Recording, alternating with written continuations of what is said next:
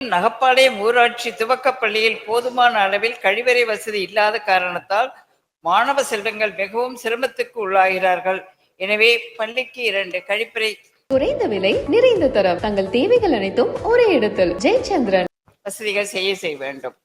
மேலும் நகப்பாளையம் ஊராட்சி ஒன்றிய துவக்கப்பள்ளி மற்றும் உயர்நிலைப் பள்ளிக்கு மொத்தம் 240 மீட்டர் நீளத்திற்கு சுற்றுச்சுவர் தேவைப்படுகிறது. சுற்றுச்சுவர் இல்லாத காரணத்தினால் மது பிரியர்கள் இரவு நேரங்களில் உள்ளே வந்து மது அருந்தி கண்ணாடி பாட்டிலை உடைத்துவிட்டு செல்வதால் பாதுகாப்பற்ற நிலை உருவாகிறது. எனவே அரசு விரைந்து சுற்றுச்சுவர் அமைத்து தர வேண்டும் என்று கேட்டுக்கொள்கின்றேன். மாண்புமிகு அமைச்சர் அவர்கள். மாண்புமிகு பேரவைத் தலைவர் அவர்களே, ஏற்கனவே இந்த பள்ளிக்கூடத்தை பொறுத்த வரைக்கும் ஒரு 6 வகுப்பறைகள், 12 கழிவறைகள், ஒரு உயர்நுட்ப ஆய்வகம் இருக்கின்றது, ஒரு அறிவியல் ஆய்வகம் இருக்கின்றது. ஏற்கனவே சொன்னது போல் கூடுதலாக இன்னும் ஒரு 4 வகுப்பறைகளும் 200 மீட்டருக்கு தேவைப்படுகின்ற சுற்றுச்சுவர்களும் வருகின்ற கல்வியாண்டில் கண்டிப்பாக அது கட்டித்தரப்படும் என்பதை நான் தெரிந்து கொள்கிறேன். மாண்புமிகு உறுப்பினர் சரஸ்வதி அவர்கள். அமைச்சருக்கு நன்றி.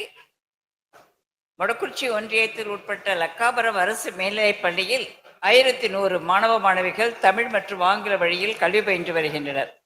மாணவர்களின் எண்ணிக்கைக்கு ஏற்ப பள்ளியில் 32 வகுப்பறைகள் தேவைப்படுகிறது. ஆனால் தற்பொழுது 20 வகுப்புகள் மட்டுமே உள்ளது. வகுப்பறைகள் பற்றாக்குறையால் மாணவர்களுக்கு மரத்தடியிலும் பள்ளி வராண்டாவிலும் ஆய்வகத்திலும் வகுப்புகள் நடந்து கொண்டிருக்கிறது. எனவே பள்ளிக்கு கூடுதலாக 12 வகுப்பறைகளும் நூலகத்திற்கு ஒரு அறையும் அறிவியல் ஆய்வகத்திற்காக ஒரு அறையும் அமைத்து தர நடவடிக்கை வேண்டுமாய் பேரவைத் தலைவர் வாயிலாக கேட்டுக்கொள்கிறேன். அமைச்சர் மற்றும் பாசூர் அரசு மேல்நிலைப் பள்ளிக்கு மாணவ மாணவர்கள் வந்து செல்ல போதிய அளவில் பஸ் வசதி இல்லாத காரணத்தால் அவர்கள் மிகவும் சிரமத்துக்குள்ளாகின்றார்கள். எனவே அப்பள்ளி வழியாக காலை மற்றும் போக்குவரத்துறை அமைச்சர் உள்ள கேள்வி இல்லாமா? போக்குவரத்து அமைச்சருக்கு தானே. சரி, தனியா மனு கொடுக்க செய்து தருவாங்க. மாண்புமிகு பள்ளிக்கல்வித்துறை அமைச்சர். மாண்புமிகு பேரவைத் தலைவர்களே, மாண்புமிகு தமிழ்நாட்டு முதலமைச்சரோடு ஈரோடு மாவட்டத்திற்கு நாங்கள் அரசு நிகழ்ச்சிக்கு செல்லும் பொழுதே நம்முடைய மாண்புமிகு சட்டமன்ற உறுப்பினர் அவர்கள் சொன்னார்கள், ஏற்கனவே தமிழ்நாடு முதலமைச்சருக்கும் இது சார்ந்து நாங்கள் கோரிக்கைகள் வழங்கியிருக்கோம் என்று சொன்னார்கள். மாண்புமிகு தமிழ்நாட்டு முதலமைச்சரும் அந்த கோரிக்கைகள்லாம் எங்களுடைய துறைக்கு அனுப்பி வைத்திருக்கிறார்கள். கண்டிப்பாக நீங்கள் கேட்கின்ற வகுப்பறைகள், அதிகப்படியான வகுப்பறைகள் கட்டுகின்ற அந்த பணி கருத்துரு பெறப்பட்டு உடனடியாக அதற்கான உரிய நடவடிக்கை எடுக்கப்படும்.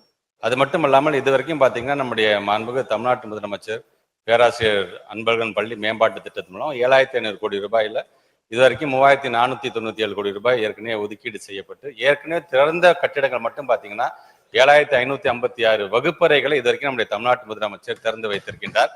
இப்ப நடைபெற்றிருக்கின்ற பணியே பார்த்தீங்கன்னா 6353 வகுப்பறைகள் பணிகள் நடைபெற்றுக் கொண்டிருக்கின்றது. ஆய்வகங்கள், கழிவறைகள் என்று வரும்பொழுது 351 ஆய்வகங்களும் 350 கழிவறைகள் யூனிட்டும் கட்டப்பட்டுக் கொண்டிருக்கின்றது. இதே சுற்றுச்சுவர் என்று வரும்பொழுது 940 மீட்டருக்கு இந்த வேலைகள் நடைபெற்றுக் கொண்டிருக்கின்றது. இது ஆன்கோயிங் ப்ராசஸ். இதுல நீங்க கேட்கக்கூடிய மாதிரி இப்ப நம்முடைய மாண்பு சட்டமன்ற உறுப்பினர் கம்மம் ராமகிருஷ்ணன் கேட்டிருக்கார், நேற்று நம்முடைய வசந்தம் கார்த்திகேயன் கேட்டிருக்காங்க. இதெல்லாம் படிப்படியாக ஒவ்வொன்றாக உங்களுக்கே தெரியும். இந்த 3.5 வருஷத்துக்கு இந்த திராவிட மாடல் அரசுல தான் எங்க பார்த்தாலும் பள்ளி கட்டடம் கட்டிக்கிட்டே இருக்கின்றதை ஒவ்வொரு சட்டமன்ற உறுப்பினரும் நீங்கள் பார்த்து கொண்டுதான் இருக்கின்றீர்கள். வரும் காலத்தில் அதுவும் விரைவாக யாரெல்லாம் கேட்கிறீங்களோ அதுக்கான கட்டடங்கள் கட்டப்படும் என்பதை மாண்புமிகு பேரவைத் தலைவர் மூலமாக மாண்புமிகு சட்டமன்ற உறுப்பினர். குறைந்த விலை நிறைந்த தரம் தங்கள் தேவைகள் அனைத்தும் ஒரே இடத்தில் ஜெயச்சந்திரன்.